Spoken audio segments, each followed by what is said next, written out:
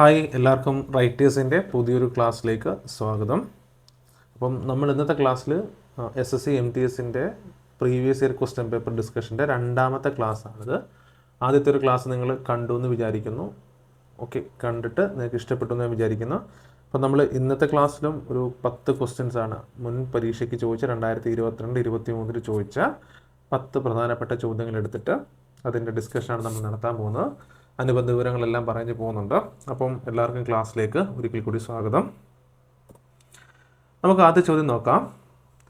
Doctor APJ Abdul Kalam, the famous Indian scientist, autobiography is known as, അതായത് നമ്മളുടെ രാജ്യത്തെ മുൻ പ്രസിഡൻറ്റും അതുപോലെ തന്നെ ഒരു സയൻറ്റിസ്റ്റ് കൂടിയായിരുന്ന APJ അബ്ദുൽ കലാമിൻ്റെ ഓട്ടോബയോഗ്രഫിയുടെ പേരെന്താണെന്നാണ് ചോദിച്ചിരിക്കുന്നത്.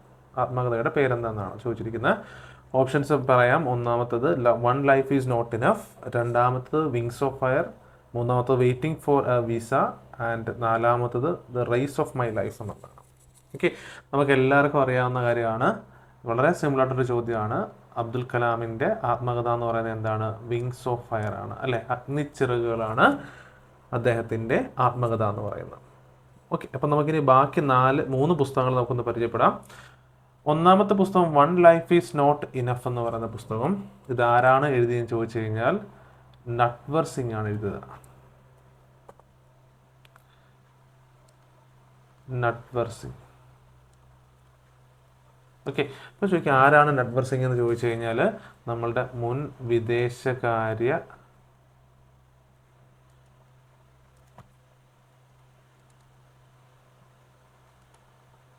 മന്ത്രിയാണ്. ഓക്കെ, നമ്മളുടെ മുൻ വിദേശകാര്യ മന്ത്രിയാണ് നട്വർ സിംഗ്. അപ്പോൾ അദ്ദേഹം എഴുതിയ പുസ്തകമാണ് one life is not enough എന്ന് പറയുന്നത്. ഇനി മറ്റൊരു പുസ്തകം നമുക്ക് നോക്കാം. Waiting for a visa. ഇത് എഴുതിയത് ആരാണ്? ഇത് എഴുതിയത് ഡോക്ടർ BR അംബേദ്കർ ആണ്, അല്ലേ? അംബേദ്കർ ആണ്. ഓക്കെ, അംബേദ്കറിനെ കുറിച്ച് നമുക്ക് എല്ലാവർക്കും അറിയാം, അല്ലേ? ഒരുപാട് കാര്യങ്ങൾ അറിയാം. അദ്ദേഹമാണ് നമ്മളുടെ കോൺസ്റ്റിറ്റ്യൂഷൻ്റെ ആർക്കിടെക്റ്റ് എന്നറിയപ്പെടുന്നത്, ഭരണഘടനാ ശില്പി എന്നറിയപ്പെടുന്ന ആരാണ്? ഡോക്ടർ BR അംബേദ്കർ ആണ്. അദ്ദേഹം ഒരുപാട് കാസ്റ്റ് വൈസുള്ള ഒരുപാട് പ്രോബ്ലംസിനെതിരെ അദ്ദേഹം ഒരുപാട് പ്രതികരിച്ചിട്ടുണ്ട്. അങ്ങനെ അദ്ദേഹം എഴുതിയൊരു പുസ്തകമാണ് ആനിഹിലേഷൻ ഓഫ് കാസ്റ്റ് എന്ന് പറയുന്നൊരു പുസ്തകം അദ്ദേഹത്തിൻ്റെതാണ്. അതുപോലെ മറ്റൊരു പുസ്തകമാണ് പ്രോബ്ലംസ് ഓഫ് ദ റുപ്പി എന്ന് പറയുന്ന പുസ്തകം എഴുതിയതും ആരാണ്? ഡോക്ടർ BR അംബേദ്കർ ആണ്. ഓക്കെ, അപ്പോൾ അദ്ദേഹത്തിൻ്റെ പ്രധാനപ്പെട്ട പുസ്തകങ്ങളാണ് ഞാൻ പറഞ്ഞത്. ഒന്നെന്ന് പറയുന്നത് വെയിറ്റിംഗ് ഫോർ എ വിസ, ഇത് പ്രീവിയസ് ചോദ്യമാണ്. ആനിഹിലേഷൻ ഓഫ് കാസ്റ്റ് മറ്റൊരു പുസ്തകമാണ്. വേറൊരു പുസ്തകമാണ് പ്രോബ്ലംസ് ഓഫ് ദ റുപ്പി എന്ന് പറയുന്നത്. ഓക്കെ, അപ്പം നമ്മൾ പരീക്ഷയുടെ ഒരു പാറ്റേൺ നമ്മൾ നോക്കിക്കേ. അപ്പോൾ പുസ്തകങ്ങളെക്കുറിച്ചൊരു ചോദ്യം എന്തായാലും നമുക്ക് പ്രതീക്ഷിക്കാം. അപ്പോൾ നമുക്ക് ഏറ്റവും വളരെ ഇമ്പോർട്ടൻ്റ് ആയിട്ടുള്ള പുസ്തകങ്ങളെക്കുറിച്ച് പഠിക്കുക. അതുപോലെ തന്നെ കറൻ്റ്ലി റിലീസായി, ഇപ്പം നമ്മൾ പരീക്ഷ നടക്കുന്നതിന് ഒരു 1.5 വർഷത്തിനിടയിൽ റിലീസായിട്ടുള്ള ദേശീയ തലത്തിൽ ശ്രദ്ധ വന്നിട്ടുള്ള പുസ്തകങ്ങളുടെ ഒരു ലിസ്റ്റും അതുപോലെ തന്നെ അതിൻ്റെ ഓഥർ ആരാണ് എന്നൊന്ന് മനസ്സിലാക്കുക. അതൊക്കെ നമ്മുടെ ചാനലിൽ മറ്റൊരു വീഡിയോ ചെയ്തിട്ടുണ്ട്. 2023 ഇറങ്ങിയിട്ടുള്ള പ്രധാനപ്പെട്ട എല്ലാ പുസ്തകങ്ങളും, ആ പുസ്തകങ്ങൾ എഴുതിയതാരാണ്, ഓഥർ ആരാണ്, എൻ്റെ കണ്ടന്റ് എന്താണ് എന്നൊക്കെ ഉൾപ്പെടെ ഉള്ള ഒരു വീഡിയോ നമ്മൾ ചെയ്തിട്ടുണ്ടായിരുന്നു, നമ്മുടെ ചാനലിനകത്ത് കൊടുത്തിട്ടുണ്ട്. അപ്പം ഈ പുസ്തകങ്ങളൊക്കെ നന്നായിട്ടൊന്ന് പരിചയപ്പെടുക. അപ്പോൾ വെയിറ്റിംഗ് ഫോർ എ വിസ എന്നൊരു പുസ്തകം എഴുതിയവരാണ് ഡോക്ടർ BR അംബേദ്കർ ആണ്. അദ്ദേഹത്തിൻ്റെ 2 പുസ്തകങ്ങളുടെ പേര് നമ്മൾ പറഞ്ഞു കഴിഞ്ഞു. അടുത്ത മറ്റൊരു പുസ്തകമാണ് the race of my life. Okay, ഇത് ആരുടെ പുസ്തകമാണ്? Okay, the race of my life. Race എന്നൊക്കെ പറയുമ്പോൾ നമുക്കറിയാം, അല്ലെ? ഒരു മത്സരമായിട്ട് ബന്ധപ്പെട്ടിട്ടുള്ള, അല്ലെ? ഓട്ട മത്സരമോ അങ്ങനെ ആയിട്ടൊക്കെ ബന്ധപ്പെട്ടുള്ളതായിരിക്കാം. അപ്പോൾ ആ രംഗത്ത് പ്രവർത്തിക്കുന്ന ഒരാളാണ്, അതായത് മിൽഖാ സിംഗ് ആണ്. ഓക്കെ, നമ്മുടെ പണ്ട് പറക്കും സിംഗ് എന്നൊക്കെ അറിയപ്പെടുന്ന മിൽഖാ സിംഗിൻ്റെ പുസ്തകമാണ് എന്തെന്ന് പറയുന്നത്? The race of my life എന്ന് പറയുന്നത്. ഓക്കെ, വിട്ടുപോരുത്. അപ്പം ഇത്രയും പുസ്തകങ്ങളൊന്ന് പരിചയപ്പെടുക, വായിച്ചു പോകാം. ക്ലിയർ ആണല്ലോ? അപ്പോൾ one life is not enough, Natwar Singh. Waiting for a visa, doctor BR Ambedkar. The race of my life ആരാണ്? മിൽഖാ സിംഗ് ആണ്. അപ്പോൾ ഇത്രയാണ് പ്രധാനപ്പെട്ട പുസ്തകങ്ങളെന്ന് പറയുന്നത്. ഓക്കെ, അപ്പം നമ്മൾ ഓർത്ത് വെക്കുക, പുസ്തകങ്ങളെക്കുറിച്ച് ലിസ്റ്റ് ഉണ്ടാക്കി അതും പഠിച്ചു പോകേണ്ടത് അത്യാവശ്യമാണ്. ഓക്കെ, അപ്പം നമുക്ക് അടുത്ത ചോദ്യത്തിലേക്ക് പോകാം. അടുത്ത ചോദ്യം ഇതാണ്. Pandit Shivkumar Sharma is an Indian musician ഇന്ത്യയിലെ അറിയപ്പെടുന്ന ഒരു സംഗീതജ്ഞനാണ് ആര്? പണ്ഡിറ്റ് ശിവകുമാർ ശർമ്മ എന്ന് പറയുന്നത്. And A composer was A foremost exponent of the. അദ്ദേഹം ഏത് കലയിലാണ് അല്ലെങ്കിൽ ഏത് വാദ്യം വായിക്കുന്നതിലാണ് അദ്ദേഹം മികവ് തെളിയിച്ചതെന്നാണ് നമ്മുടെ ചോദ്യം. ഓപ്ഷൻസ് ഉണ്ട്: ഗിറ്റാർ, സൻറ്റൂർ, ഹാർമോണിയം, വയലിൻ. ആൻസർ ഏതാണ്? സൻറ്റൂർ ആണ് അദ്ദേഹം കഴിവ് തെളിയിച്ചത്. ഇതാണ് സൻറ്റൂർ എന്ന് പറയുന്ന ഡിവൈസ്. ഇതിൻ്റെ വായനയിലാണ് അല്ലെങ്കിൽ ഈ വാദ്യോപകരണമായിട്ട് ബന്ധപ്പെട്ടിട്ടാണ് പണ്ഡിറ്റ് ശിവകുമാർ ശർമ്മ പ്രശസ്തി ആർജിച്ചത് എന്ന് മനസ്സിലാക്കാം. ഓക്കെ, നമുക്ക് മറ്റൊരു ചോദ്യം പരിചയപ്പെടാം. ചോദ്യം ഇതാണ്: which among the following sessions of Indian National Congress was the first session to be presided by a lady? നമുക്കറിയാം, ഇന്റർനാഷണൽ കോൺഗ്രസ് എന്ന് പറയുന്ന വലിയൊരു പാർട്ടി ഇന്ത്യയിലുണ്ടായിരുന്നു. നമ്മുടെ നാഷണൽ മൂവ്മെൻറ്റുമായിട്ട് ബന്ധപ്പെട്ട് പ്രവർത്തിച്ച വലിയൊരു പാർട്ടിയായിരുന്നു ഇന്റർനാഷണൽ കോൺഗ്രസ് എന്ന് പറയുന്നത്. അപ്പോൾ ഇന്റർനാഷണൽ കോൺഗ്രസിൻ്റെ സമ്മേളനങ്ങൾ എല്ലാ വർഷവും നടത്താറുണ്ടായിരുന്നു. അപ്പം നമുക്ക് പരീക്ഷാ പോയിന്റ് ഓഫ് വ്യൂ നമ്മൾ നോക്കുകയാണെന്നുണ്ടെങ്കിൽ നമ്മൾ പ്രധാനമായിട്ട് അറിഞ്ഞിരിക്കേണ്ട കാര്യം എന്ന് പറയുന്നത് ഇന്റർനാഷണൽ കോൺഗ്രസിൻ്റെ മീറ്റിംഗ് നടന്ന ഇയർ നമ്മൾ അറിഞ്ഞിരിക്കണം. അതുപോലെ മീറ്റിംഗ് നടന്ന പ്ലേസ് നമ്മൾ അറിഞ്ഞിരിക്കണം.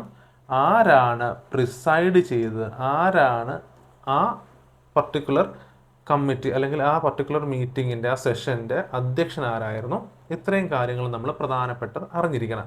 പ്രധാനപ്പെട്ടതല്ല, ഒട്ടുമിക്ക സെഷൻസും നമ്മൾ അറിഞ്ഞിരിക്കണം. അതുപോലെ തന്നെ ചില സെഷൻസിൽ ചില റെസൊല്യൂഷൻ പാസ്സാക്കാറുണ്ട്, ചില സുപ്രധാനമായ തീരുമാനങ്ങൾ എടുക്കാറുണ്ട്. അതിനെക്കുറിച്ച് നമ്മളൊന്ന് അറിഞ്ഞിരിക്കണം. ക്ലിയർ ആണല്ലോ? അപ്പം ഇത് ഇമ്പോർട്ടൻ്റ് ആണ്. ഏത് എക്സാം എടുത്താലും മോഡേൺ ഇന്ത്യയെക്കുറിച്ച് പഠിക്കുന്ന സിലബസിൽ ഉൾപ്പെടുത്തിയിട്ടുള്ള ഏത് എക്സാം നമ്മൾ എടുത്താലും അതിനകത്ത് ഇന്റർനാഷണൽ കോൺഗ്രസിൻ്റെ മീറ്റിംഗ് എന്ന് പറയുന്നത് ഇമ്പോർട്ടൻ്റ് ടോപ്പിക്കാണ്. ഓക്കെ, ഇവിടെ നമ്മുടെ ചോദ്യം എന്ന് പറയുന്നത് ഇത്രയേ ഉള്ളൂ. ഇന്റർനാഷണൽ കോൺഗ്രസിൻ്റെ മീറ്റിങ്ങിൽ ഒരു സ്ത്രീ അധ്യക്ഷത വഹിച്ചിട്ടുണ്ട്. ഒരു സ്ത്രീ അല്ല, 2 സ്ത്രീകൾ അധ്യക്ഷത വഹിച്ചിട്ടുണ്ട്. അപ്പോൾ ഈ ആദ്യമായിട്ട് ഒരു സ്ത്രീ അധ്യക്ഷത വഹിച്ചത് ഏത് മീറ്റിങ്ങിലാണ് അല്ലെങ്കിൽ ഏത് സെഷനിലാണെന്നാണ് നമ്മുടെ ചോദ്യം. ഓക്കെ, ഒന്നാമത്തെ ഓപ്ഷനാണ് കൽക്കട്ട സെഷൻ 1917, രണ്ടാമത്തത് കാൺപൂർ സെഷൻ 1925, മൂന്നാമത്തെ ഓപ്ഷൻ ലാഹോർ 1929, നാലാമത്തെ ഓപ്ഷൻ സൂററ്റ് 1907. ഇതിലേതെന്നാണ് നമ്മുടെ ചോദ്യം. നമ്മുടെ ആൻസർ എന്ന് പറയുന്നത് 1917 കൽക്കട്ട 1917 കൽക്കട്ട സമ്മേളനത്തിൽ വെച്ചിട്ടാണ് ആദ്യമായിട്ട് ഒരു സ്ത്രീ ഇന്റർനാഷണൽ കോൺഗ്രസിൻ്റെ അധ്യക്ഷത വഹിക്കുന്നത്. ആ സ്ത്രീ ആരാണെന്ന് ചോദിച്ചു കഴിഞ്ഞാൽ ആരാണ്? ആനി ബെസന്റ് ആണ് നമ്മളുടെ ഇന്ത്യൻ നാഷണൽ കോൺഗ്രസിൻ്റെ സെഷനിൽ, അതായത് മീറ്റിങ്ങിൽ അധ്യക്ഷത വഹിച്ച ആദ്യത്തെ സ്ത്രീ 1917 ആനി ബെസന്റ് ആണ്. ഓക്കെ, പിന്നീട് 1925 കാൺപൂർ സമ്മേളനത്തിൽ 1925 ഇന്റർനാഷണൽ കോൺഗ്രസിന്റെ കാൺപൂർ സമ്മേളനത്തിലും ഒരു സ്ത്രീയാണ് അധ്യക്ഷത വഹിച്ചത്. അത് ആരാണെന്ന് ചോദിച്ചു കഴിഞ്ഞാൽ സരോജിനി നായിഡു. ഓക്കെ, സരോജിനി നായിഡു ആണ് 1925 കാൺപൂർ മീറ്റിംഗിൽ ഇന്റർനാഷണൽ കോൺഗ്രസിന്റെ കാൺപൂർ മീറ്റിംഗിൽ അധ്യക്ഷത വഹിക്കുന്നത്. പിന്നെ നമുക്ക് നോക്കാം 1929 ആരാണ് അധ്യക്ഷത വഹിച്ചത്? അത് ലാഹോർ സെഷനാണ്. അന്ന് ജവഹർലാൽ നെഹ്റു ആണ്. അന്നത്തെ പ്രത്യേകത എന്താണെന്ന് വെച്ച് കഴിഞ്ഞാൽ അന്ന് പാസ്സാക്കിയ അല്ലെങ്കിൽ ആ 1929 ലാഹോർ സമ്മേളനത്തിൽ വെച്ചിട്ടാണ് പൂർണ്ണ സ്വരാജ്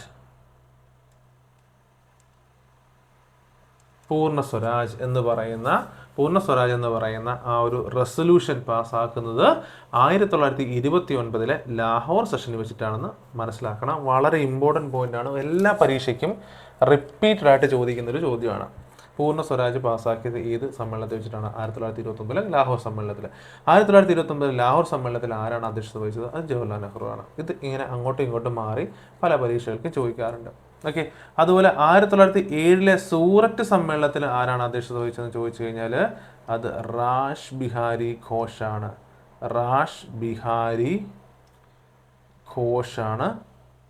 1907 സൂററ്റ് സമ്മേളനത്തിൽ അധ്യക്ഷത വഹിച്ചത്. അപ്പോൾ ഇത്രയാണ് പ്രധാനപ്പെട്ടത്. നമ്മുടെ ചോദ്യമായിട്ട് ബന്ധപ്പെട്ടുള്ള കാര്യങ്ങൾ ഇതൊക്കെയാണ്. പക്ഷേ നിങ്ങൾ പ്രിപ്പറേഷൻ സമയത്ത് ഇന്റർനാഷണൽ കോൺഗ്രസിൻ്റെ എല്ലാ മീറ്റിങ്ങുകളും ആ ഇയർ, പ്ലേസ്, പ്രിസൈഡ് ചെയ്ത ആരാണ്, ഇത്രയും പഠിക്കുക. കൂടാതെ ഏതൊക്കെ റെസൊല്യൂഷൻസ് പാസ്സാക്കിയിട്ടുണ്ടോ, പ്രധാനപ്പെട്ട എന്തെങ്കിലും തീരുമാനങ്ങളൊക്കെ വന്നിട്ടുണ്ടോ, അതിനെക്കുറിച്ചുമൊക്കെ ഒന്ന് നിങ്ങളത് മനസ്സിലാക്കി പോകണം. ഓക്കെ, നമുക്ക് അടുത്ത ചോദ്യത്തിലേക്ക് പോകാം. അടുത്ത ചോദ്യം ഇതാണ്, the walker cup is associated with which of the following sports. Walker cup എന്ന് പറയുന്ന ആ ടൂർണമെൻറ്റ് അല്ലെങ്കിൽ ആ ഒരു പർട്ടിക്കുലർ ഗെയിമിൻ്റെ ടൂർണമെൻറ്റ് ഏത് കളിയുമായി ബന്ധപ്പെട്ടിരിക്കുന്നു എന്നാണ് നമ്മുടെ ചോദ്യം. ഹോക്കി, ചെസ്സ്, ഫുട്ബോൾ, ഗോൾഫ് അല്ലേ. നമുക്ക് ആൻസർ എന്ന് പറയുന്നത് എന്താണ്? ഗോൾഫാണ് ഉത്തരം വരുന്നത്. ഗോൾഫിൻ്റെ ടൂർണമെൻ്റാണ് വാക്കർ കപ്പ് എന്ന് പറയുന്നത്. ഓക്കെ, അപ്പം നമുക്ക് മറ്റ് സ്പോർട്സ് ഒക്കെ നമുക്ക് പരിചയപ്പെടാം. ഹോക്കി അല്ലേ, ഫീൽഡ് ഹോക്കിയാണ് നമ്മുടെ നാഷണൽ ഗെയിംസ് എന്നറിയപ്പെടുന്നത്. നമ്മുടെ ദേശീയ കായിക വിനോദം അല്ലെങ്കിൽ നമ്മുടെ ദേശീയ കായിക ഇനം എന്ന് പറയുന്നത് എന്താണ്? ഹോക്കി എന്നാണ് അറിയപ്പെടുന്നത്, ഫീൽഡ് ഹോക്കി. ഓക്കെ, ഇനി ഹോക്കിയായിട്ട് ബന്ധപ്പെട്ടുള്ള ടൂർണമെൻറ്റുകളൊക്കെ നമുക്ക് നോക്കാം.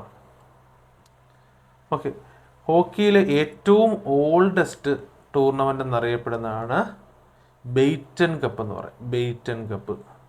ബെയ്റ്റൺ കപ്പാണ് ഏറ്റവും ഓൾഡസ്റ്റ് ഹോക്കി ടൂർണമെൻ്റ് എന്ന് ചോദിച്ചു കഴിഞ്ഞാൽ ബെയ്റ്റൺ കപ്പ്. അത് 1895 ബെയ്റ്റൺ കപ്പ് സ്റ്റാർട്ട് ചെയ്യുന്നത്.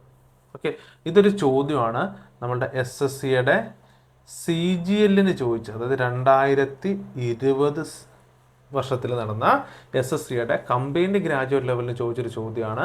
ഏറ്റവും പഴക്കം ചെന്ന ഹോക്കി ടൂർണമെൻ്റ് ഏത്? അതേതാണ്? ബെയ്റ്റൺ കപ്പാണ്. BEIGHTN ബെയ്റ്റൺ കപ്പാണ് 1895. ഓക്കെ, പിന്നെ ഫുട്ബോളുമായിട്ട് ബന്ധപ്പെട്ട് ഒരുപാട് ടൂർണമെൻ്റ് ഉണ്ട്, ഒത്തിരി ടൂർണമെൻ്റ് ഉണ്ട്. അതിൽ ഏറ്റവും പഴക്കം ചെന്ന ടൂർണമെൻ്റാണ് ഡ്യൂറൻറ്റ് കപ്പ് എന്ന് പറയും. ഓക്കെ, അത് 1888 ഡ്യൂറൻറ്റ് കപ്പ് ആരംഭിക്കുന്നത്. പിന്നെ നമുക്ക് എല്ലാവർക്കും അറിയാവുന്ന പോലെ ISL എന്താണ്? ഫുട്ബോളിൻ്റെയാണ്. പിന്നെ മറ്റൊരു പ്രധാനപ്പെട്ട ടൂർണമെൻ്റാണ് സന്തോഷ് ട്രോഫി എന്ന് പറയും. സന്തോഷ് ട്രോഫി ഓക്കെ, വളരെ പ്രശസ്തമായൊരു ടൂർണമെൻ്റാണ്. 1941 മുതലാണ് ഇന്ത്യയിൽ സന്തോഷ് ട്രോഫി എന്ന് പറയുന്ന ഒരു ടൂർണമെൻറ്റ് ആരംഭിച്ചത്. ഓക്കെ, ഇതിൻ്റെ പ്രത്യേകത എന്താണ്? ഇത് സ്റ്റേറ്റ് വൈസ് ആണ് അല്ലേ. ഓരോ സ്റ്റേറ്റുകളാണ് ഇവിടെ ഈ സന്തോഷ് ട്രോഫിയിൽ കോമ്പീറ്റ് ചെയ്യുന്നത്.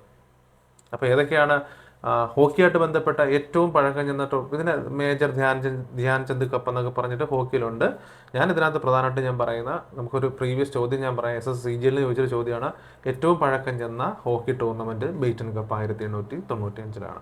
ഇനി ഫുട്ബോളായിട്ട് ബന്ധപ്പെട്ട ഏതൊക്കെയാണ്? ഡ്യൂറൻറ്റ് കപ്പുണ്ട്.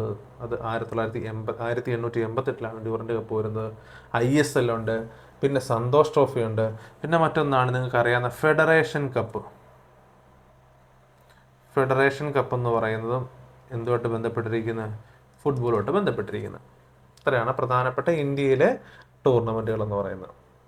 ഓക്കെ, ഇനി ഹോക്കിയെക്കുറിച്ച് പിന്നെ നമ്മുടെ ഒരു ഇന്ത്യൻ ഹോക്കി ഫെഡറേഷൻ ഉണ്ടല്ലേ. ഇന്ത്യൻ ഹോക്കി ഫെഡറേഷൻ നമ്മുടെ ഹോക്കിയുടെയൊക്കെ ഒരു സംഘടന, ഹോക്കി ഫെഡറേഷൻ, അത് ആരംഭിച്ചത് 1925. ഓക്കെ, അതുപോലെ തന്നെ എത്ര പ്ലെയേഴ്സ് ഉണ്ടെന്നറിയുമോ ഹോക്കിയിൽ? നമ്മൾ ഒരേ സമയത്ത് ഫീൽഡിൽ കളിക്കുന്ന 22 പേരുണ്ട്. ഓക്കെ, അപ്പോൾ അങ്ങനെ ചോദ്യം വന്നിട്ടുണ്ട്. അപ്പോൾ ഒരു പിച്ചിൽ, അതായത് ഹോക്കിയുടെ പിച്ചിൽ കളിക്കുന്ന മൊത്തം കളിക്കാരുടെ എണ്ണം ചോദിക്കും. അത് 22 തെറ്റിപ്പോരുത്.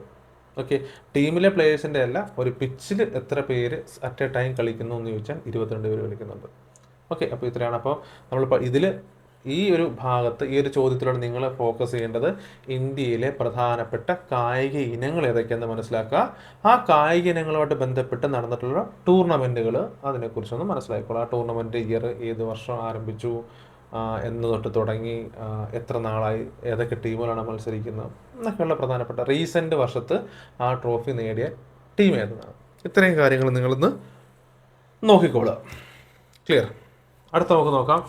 Galvanization is a process in which a protective coating is applied on iron to prevent it from rusting. അതായത് ഇരുമ്പ് തുരുമ്പിക്കാതിരിക്കുന്നതിന് വേണ്ടിയിട്ട് അതിൻ്റെ പുറത്ത്, ഇരുമ്പിൻ്റെ പുറത്ത് കൊടുക്കുന്ന കോട്ടിങ്, ഒരു കോട്ടിങ് ചെയ്യും. ഇരുമ്പ് മെറ്റീരിയൽ, ഇപ്പോൾ ഒരു ഇരുമ്പ് മെറ്റീരിയൽ ആണെന്നുണ്ടെങ്കിൽ ഇതിൻ്റെ മുകളിലൊരു കോട്ടിങ് ചെയ്യും. എന്തിന്? ഈ ഇരുമ്പ് തുരുമ്പിക്കാതിരിക്കുന്നതിന് വേണ്ടിയിട്ട്. ആ കോട്ട് ചെയ്യാൻ ഉപയോഗിക്കുന്ന എന്ത് എലമെൻ്റാണ് ഉപയോഗിക്കുന്നത്, എന്ത് വെച്ചിട്ടാണ് ആ പ്രൊട്ടക്റ്റീവ് കോട്ടിങ് ചെയ്യുന്നതെന്നാണ് നമ്മുടെ ചോദ്യം. Options nickel, zinc, copper, silver. ഏതാണ്? സിങ്ക് ആണ്. സിങ്ക് കോട്ടിങ്ങിലൂടെയാണ് എന്ത് ചെയ്യുന്നത്? ഒരു ഗാൽവനൈസേഷൻ എന്ന് പറയുന്ന പ്രോസസ്സ് ചെയ്യുന്നത്. ഓക്കെ, സിങ്ക് കോട്ടിങ്ങിലൂടെ. അടുത്ത ചോദ്യം നോക്കാം. ഇതും ഇമ്പോർട്ടൻ്റ് ആണ്. ഇതും വളരെ വളരെ ചാൻസ് ഉള്ളതാണ് ഈ ഒരു ചോദ്യം. ചോദ്യം ഇതാണ്: which among the following is the famous harvest festival of Meghalaya, India? ഇന്ത്യയിൽ മേഘാലയ സ്റ്റേറ്റ്, നോർത്ത് ഈസ്റ്റേൺ സ്റ്റേറ്റാണ് മേഘാലയ.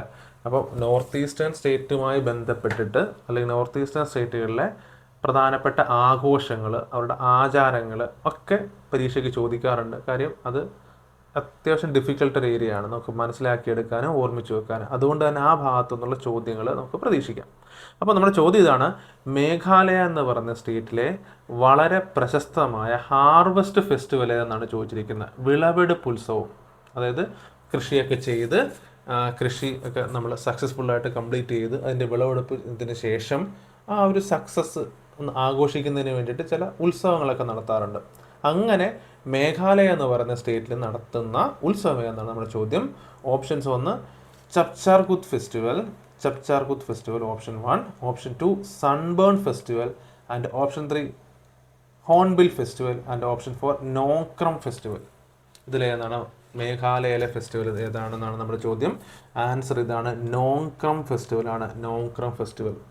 ഓക്കെ, നോക്രം ഫെസ്റ്റിവൽ എന്താണ്, അതിൻ്റെ പ്രത്യേകത എന്താണ്? 5 ദിവസം നീണ്ടു നിൽക്കുന്ന ഒരു പരിപാടിയാണ് ഈ നോക്രം ഫെസ്റ്റിവൽ എന്ന് പറയുന്നത്. 5 ദിവസം നീണ്ടു നിൽക്കുന്നു. ഓക്കെ, അതായത് നമ്മൾ മേഘാലയയിലെ ഖാസി എന്ന് പറയുന്ന ഒരു ട്രൈബുണ്ട്. ഖാസി എന്ന് പറയുന്ന ട്രൈബ് അവരെന്താ ചെയ്യുന്നത് വെച്ച് കഴിഞ്ഞാൽ അവരുടെ ഈ പറയുന്ന കൃഷിയെല്ലാം നടത്തി ഈ കൃഷി സക്സസ്ഫുള്ളി കംപ്ലീറ്റ് ചെയ്തു. അതിൻ്റെ ഹാർവസ്റ്റും കഴിഞ്ഞതിന് ശേഷം ആ ഹാർവസ്റ്റ് ആഘോഷിക്കുന്നതിന് ഉത്സവമാണ് നോക്രം ഫെസ്റ്റിവൽ എന്ന് പറയുന്നത്. എവിടെയാണത് ആഘോഷിക്കുന്നത് ചോദിച്ചു കഴിഞ്ഞാൽ ഇവിടെ മേഘാലയയിലാണ്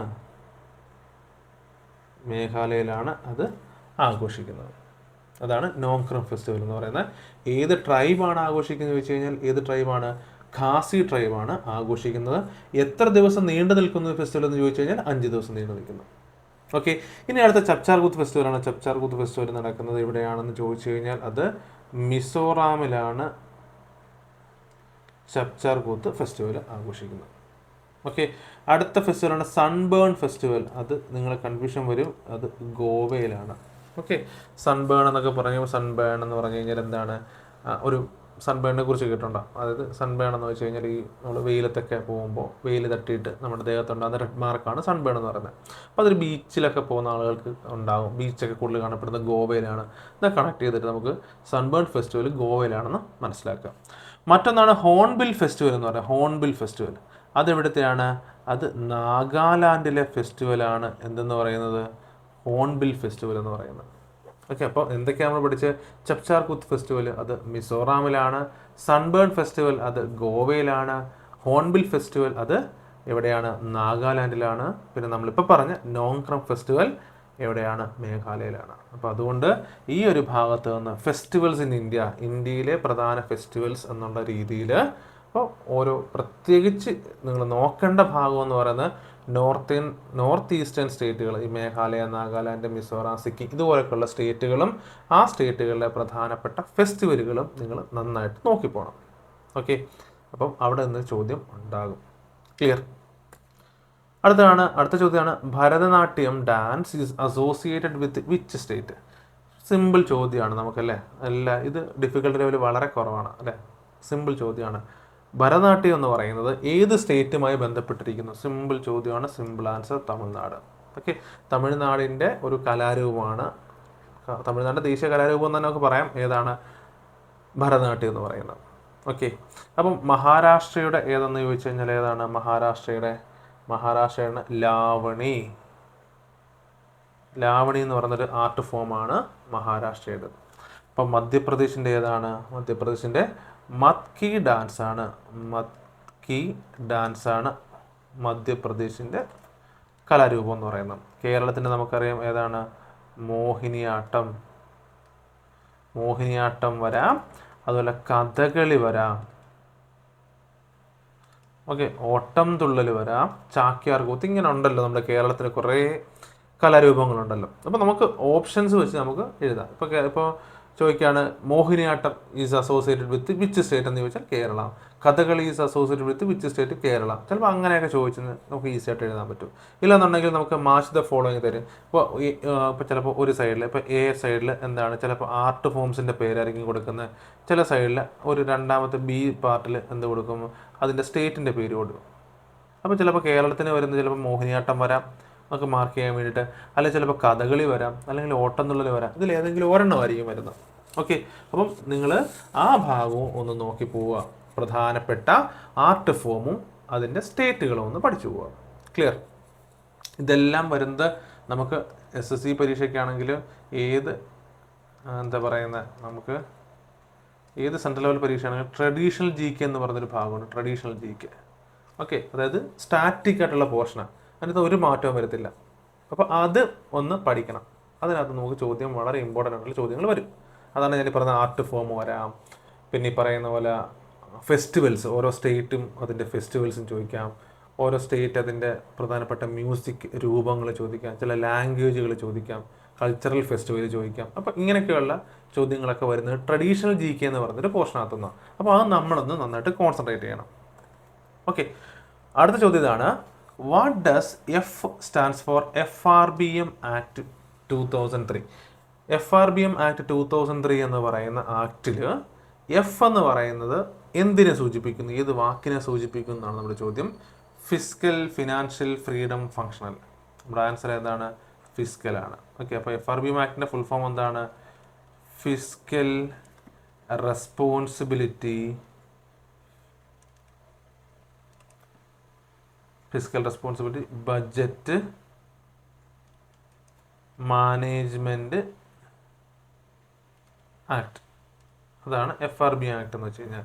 fiscal responsibility budget management act ആണ് FRBM ആക്ട് എന്ന് പറയുന്നത്.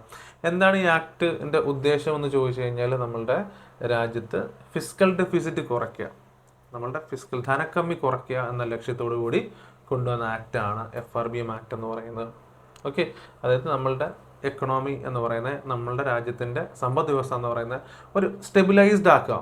അപ്പം ധനക്കമ്മി ഉണ്ടാകുന്ന എപ്പോഴാണ്? നമ്മുടെ എക്സ്പെൻഡിച്ചർ, നമ്മുടെ വരവിനേക്കാൾ എക്സ്പെൻഡിച്ചർ കൂടുമ്പോഴാണ് ധനക്കമ്മി ഉണ്ടാകുമെന്ന് പറയുന്നത്. അപ്പോൾ അങ്ങനെ വരാതെ, ധനക്കമ്മി കൂടാതെ അതിനെ റെഡ്യൂസ് ചെയ്തിട്ട് ധനക്കമ്മിയെ കുറച്ചുകൊണ്ട് നമ്മളുടെ എക്കണോമി ഒരു ബാലൻസ്ഡ് ആക്കുക എന്നുള്ള ലക്ഷ്യത്തോടു കൂടി കൊണ്ടുവന്ന ആക്റ്റാണ് FRBM ആക്ട്.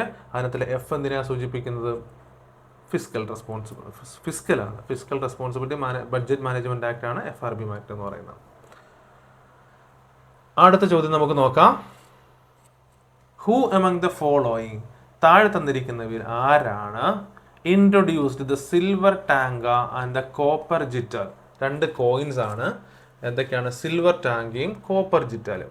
ഓക്കെ, ഈ രണ്ട് കോയിൻസ് ഇൻട്രൊഡ്യൂസ് ചെയ്തത് അതായത് സുൽത്താനേറ്റ് പീരീഡിൽ ഈ രണ്ട് കോയിൻസ് ഇൻട്രൊഡ്യൂസ് ചെയ്ത ആരെന്നാണ് നമ്മുടെ ചോദ്യം. Option 1 Alauddin Khilji, option 2 Iltutmish, and option C Ibrahim Lodhi, option 4 Qutbuddin Aibak. നമ്മളുടെ ആൻസർ ആരാണ്? ഇൽത്തുമിഷ് ആണ്. ആദ്യമായിട്ട് സിൽവർ ടാങ്ക, കോപ്പർ ജിറ്റൽ എന്ന് പറയുന്ന രണ്ട് കോയിൻസ് ഇൻട്രൊഡ്യൂസ് ചെയ്തത് ആരാണ്? ഇൽത്തുമിഷ് ആണ്. അതുപോലെ തന്നെ ഇൽത്തുമിഷ് ആണ് ഇന്ത്യയിൽ ആദ്യമായിട്ട്, അല്ലെങ്കിൽ ആ സമയത്ത് ആദ്യമായിട്ട് pure Arabic coins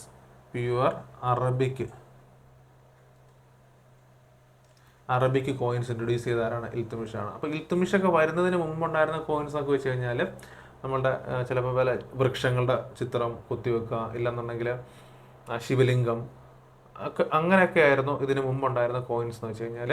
but Iltutmish കൊണ്ടുവന്ന കോയിൻസ് ആണ് purely Arabic type of coins കൊണ്ടുവന്ന. ആ രണ്ടിൻ്റെ പേരാണ് silver tanka and the copper ജിറ്റൽ.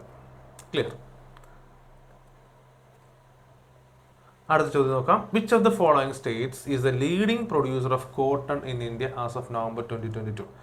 November 2022 കണക്ക് പ്രകാരം ഇന്ത്യയിൽ ഏറ്റവും കൂടുതൽ കോട്ടൺ, പരുത്തി കൃഷി ലീഡിംഗ് പ്രൊഡ്യൂസർ ആരാണെന്ന്, ഏത് സ്റ്റേറ്റ് ആണെന്നാണ് ചോദ്യം. തെലങ്കാന, കർണാടക, മധ്യപ്രദേശ്, ഗുജറാത്ത്. സിമ്പിൾ ചോദ്യമാണ്. ഏതാണ്? ഗുജറാത്താണ് ഏറ്റവും കൂടുതൽ കോട്ടൺ പ്രൊഡ്യൂസ് ചെയ്യുന്നത്. അപ്പോൾ ഇന്ത്യയിലെ തന്നെ ലീഡിംഗ് കോട്ടൺ പ്രൊഡ്യൂസിങ് കൺട്രിയാണ്, സ്റ്റേറ്റ് ആണ് ഗുജറാത്ത് എന്ന് പറയുന്നത്. അപ്പം ഈ ചോദ്യത്തിൻ്റെ പ്രത്യേകത മനസ്സിലായോ? അപ്പം നമുക്ക് ചോദിക്കുന്നത് എന്തൊക്കെ ചോദിക്കാം? ഏറ്റവും കൂടുതൽ leading producer of rice, leading producer of cotton, then leading producer of this, അതുപോലെ തന്നെ ഏറ്റവും കൂടുതൽ അയിരുകൾ നിക്ഷേപം കാണപ്പെടുന്ന സ്റ്റേറ്റ് ഏതാണ്? ഇത്തരത്തിലൊരു ചോദ്യം നമുക്ക് പ്രതീക്ഷിക്കാം. അപ്പം ഓർത്ത് വെച്ചോളൂ, ഇന്ത്യയിൽ ഏറ്റവും കൂടുതൽ ഇത്രയും സ്റ്റേറ്റുകളിൽ, തെലങ്കാന, കർണാടക, മധ്യപ്രദേശ്, ഗുജറാത്ത്, ഇത്രയും സ്റ്റേറ്റുകളിൽ ഏറ്റവും കൂടുതൽ കോട്ടൺ പ്രൊഡ്യൂസ് ചെയ്യുന്നത് എവിടെയാണ്? ഗുജറാത്തിലാണെന്ന് മനസ്സിലാക്കാം. അപ്പോൾ പിന്നെ മറ്റൊരു ചോദ്യം നോക്കുക, ഏറ്റവും കൂടുതൽ റൈസ് പ്രൊഡ്യൂസ് ചെയ്യുന്ന ഏത് സ്റ്റേറ്റ് ആണെന്ന് ചോദിച്ചു കഴിഞ്ഞാൽ ഏതാണ്? സംശയം വേണ്ട, വെസ്റ്റ് ബംഗാളാണ് ഏറ്റവും കൂടുതൽ അരി ഉൽപ്പാദിപ്പിക്കുന്ന സ്റ്റേറ്റ് എന്ന് പറയുന്നത്. ഏറ്റവും കൂടുതൽ തേയിലപ്പൊടിയൊക്കെ ഉൽപ്പാദിപ്പിക്കുന്ന ഏതാണ്? നമുക്കറിയാം, അത് ആസാമാണ്. അതുപോലെ തന്നെ ആസാമിന്റെ പ്രത്യേകത എന്താണ്? ആസാമിലാണ് ഏറ്റവും കൂടുതൽ ജിഞ്ചർ പ്രൊഡ്യൂസ് ചെയ്യുന്നത്. ഏറ്റവും കൂടുതൽ ജിഞ്ചർ പ്രൊഡ്യൂസ് ചെയ്യപ്പെടുന്ന എവിടെയാണ്? അത് ആസാമിലാണ്. പിന്നെ നമ്മൾ ഒഡീഷയെ കുറിച്ച് കേട്ടിട്ടുണ്ടോ? ഒഡീഷ. ഓക്കെ, ഒഡീഷയുടെ പ്രത്യേകത എന്താണ്? ഏറ്റവും കൂടുതൽ മിനറൽസിന്റെ ഡെപ്പോസിറ്റ് കാണപ്പെടുന്ന എവിടെയാണ്? ഒഡീഷയിലാണ് ഏറ്റവും കൂടുതൽ മിനറൽസിന്റെ ഒക്കെ ഡെപ്പോസിറ്റ്സ് കാണപ്പെടുന്നത് എന്നുകൂടി നോക്കാം. ഓക്കെ, ഇപ്പം നമ്മൾ ഈ ചോദ്യം അതിൻ്റെ അനുബന്ധ വിവരങ്ങളാണ് കൂടുതൽ നമ്മൾ കൊടുക്കാത്തത്. അപ്പം ഇതുമായിട്ട് ബന്ധപ്പെട്ട ക്ലാസ്സുകളൊക്കെ വരുന്ന സമയത്ത് നമുക്ക് ഡീറ്റെയിൽ ആയിട്ട് നമുക്ക് പറയാം. അപ്പം ഇത്രയും ഒന്ന് നോക്കി പോവുക. ഓക്കെ, അപ്പം നമ്മൾ ഒരുപാട് ലെങ്ത് വീഡിയോ നമ്മൾ ചെയ്യുന്നില്ല, അതുകൊണ്ടാണ് 10 ചോദ്യങ്ങൾ വീതമുള്ള ഓരോ ക്ലാസ്സുകളായിട്ട് വിടുന്നത്. അപ്പം നിങ്ങൾ ഈ ക്ലാസ്സുകൾ കാണുക, കണ്ടിട്ട് നിങ്ങളുടെ അഭിപ്രായങ്ങൾ നിങ്ങൾ പറയണം. ഓക്കെ, ഇമ്പ്രൂവ് ചെയ്യാനുണ്ടെങ്കിൽ ഇമ്പ്രൂവ്മെൻറ്റിനെ കുറിച്ച് സംസാരിക്കാം. നിങ്ങളുടെ അഭിപ്രായങ്ങൾ നിങ്ങൾ കമൻ്റായിട്ട് കൊടുക്കുക. അതുപോലെ തന്നെ ക്ലാസ് നിങ്ങൾക്ക് ബെനിഫിറ്റ് ആണെന്നുണ്ടെങ്കിൽ, ഏതെങ്കിലും തരത്തിൽ ബെനിഫിറ്റ് ആണെന്നുണ്ടെങ്കിൽ ഒന്ന് സപ്പോർട്ട് ചെയ്യാൻ ശ്രമിക്കുക. കൂട്ടുകാരിലേക്ക് ഇത് ഒന്ന് എത്തിക്കാൻ ശ്രമിക്കുക. ബെനിഫിറ്റ് ആണെങ്കിൽ എന്ന് നിങ്ങൾക്ക് തോന്നുന്നുണ്ടെങ്കിൽ നിങ്ങൾ കൂട്ടുകാരിലേക്ക് ഒന്ന് എത്തിക്കാൻ ശ്രമിക്കുക. അപ്പം എല്ലാവരും നന്നായിട്ട് പഠിക്കാം. PYQ discussion, previous year question paper discussion എന്ന് വെച്ച് കഴിഞ്ഞാൽ നമ്മളുടെ എക്സാം പോയിന്റ് ഓഫ് വ്യൂ വളരെ ഇമ്പോർട്ടൻ്റ് ആയിട്ടുള്ള ഏരിയയാണ്. വളരെ ഇമ്പോർട്ടൻ്റ് ആയിട്ടാണ്.